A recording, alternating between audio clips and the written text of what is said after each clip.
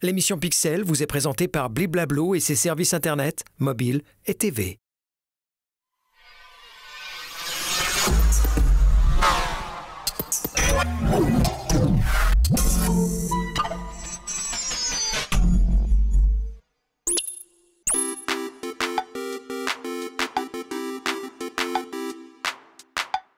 Bonsoir, depuis le 1er juillet 2024, le partage de contenus intimes entre mineurs n'est plus considéré comme un acte criminel en Suisse. Alors quelles conséquences de ce changement majeur? On en parle avec notre expert. Bonsoir Stéphane. Bonsoir Nasrat. Bon, commençons d'abord par définir ce qu'est le sexting. Alors le sexting, c'est l'envoi de contenu intime sous quelque forme que ce soit. Ça peut être de l'audio, ça peut être du texte, ça peut être de la vidéo ou des images. Alors on a bien compris que ce n'est plus forcément pénalement répréhensible de s'échanger du sexting entre mineurs, mais il y a plein de critères qui doivent entrer en jeu. Voilà, la loi a changé. Auparavant, en fin de compte, des mineurs de moins de 16 ans qui échangeaient, de manière totalement consentie, des contenus à caractère intime, soit ils étaient pénalement répréhensibles, c'était pénalement répréhensible par rapport au fait de détenir ces contenus, même si on les avait reçus de manière consentie, ou c'était pénalement répréhensible de les créer ou de les diffuser. Alors ce changement légal fait que si on a moins de 18 ans aujourd'hui, qu'il n'y a pas plus de 3 ans d'écart entre les protagonistes, que c'est fait de manière totalement consentie, qu'il n'y a aucune contrainte derrière, qu'il n'y a pas non plus d'échange financier ou de cadeau à la clé, ainsi que si les mineurs se connaissent dans le monde physique aussi, une rencontre en ligne ne sera pas suffisante pour établir une relation existante entre ces mineurs. Si tous ces critères sont réunis, eh ben, dans ce cas-là, ça ne sera pas répréhensible au niveau pénal. Et ça a un changement aussi, un impact qui est important aussi sur les victimes. Oui, alors on peut comprendre ce changement législatif qui peut un peu faire peur aux parents par le fait qu'avant, on incriminait la victime.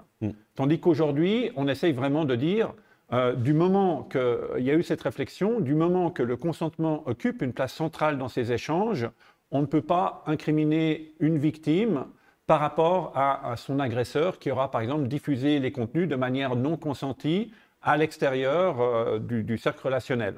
Donc aujourd'hui, on se dit, OK, protégeons la victime, ne la faisons pas se sentir coupable de ce qu'elle n'a pas fait, de ce qu'on ne peut pas lui reprocher, et essayons de mettre la culpabilité là où elle doit être, du côté de la personne qui a enfreint finalement, qui n'a pas respecté la confiance qui a été accordée dans le partage de ces contenus-là. Donc quand on parle de changement législatif, c'est évidemment le bout du processus finalement, mais il y a toutes les questions liées à l'anticipation et notamment les questions de prévention.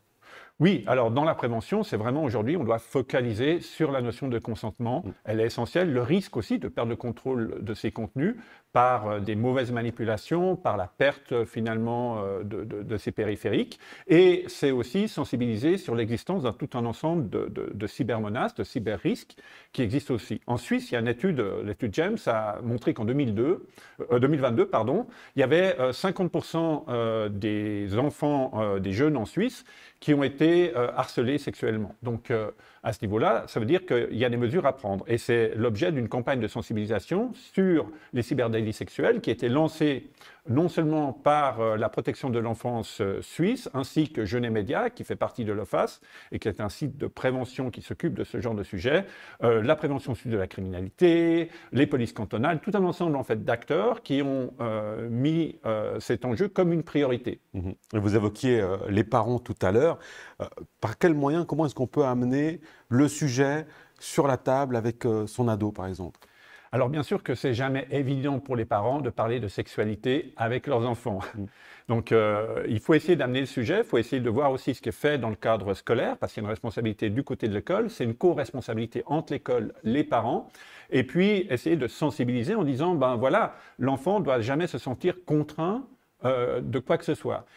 S'il y a des fois des pressions, il peut y avoir des sortes de pressions sociales, des pressions émotionnelles. Par exemple, si tu m'aimes vraiment, tu vas le faire pour moi.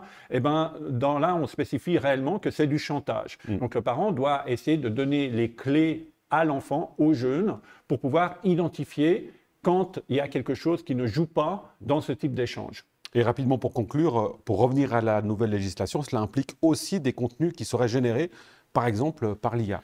Exactement. Par exemple, il y a aussi une autre loi qui a évolué, c'est celle sur la notion de divulgation de contenu caractère intime non consenti par la personne qui est identifiée sur ces contenus. Je crois que c'est l'article 197 du Code pénal, si je ne m'abuse. Mais toujours est-il que dans ce cas-là, on va punir, bien sûr, tous les formats audio, vidéo, texte, images, mais ça va aussi représenter ce qui pourrait être créé par l'intelligence artificielle. Aujourd'hui, des outils d'intelligence artificielle permettent, par exemple, de déshabiller des personnes. Ces outils, bien sûr, proposent de déshabiller des femmes plus que des hommes dans la manière dont ils se présentent finalement aux gens qui vont les utiliser. Mais il faut bien comprendre aussi que derrière, l'impact traumatique, il est identique à celui d'une diffusion d'un contenu qui a réellement existé. Merci Stéphane Corr pour vos explications. Merci à vous. On se retrouve prochainement pour un nouveau numéro de Pixel.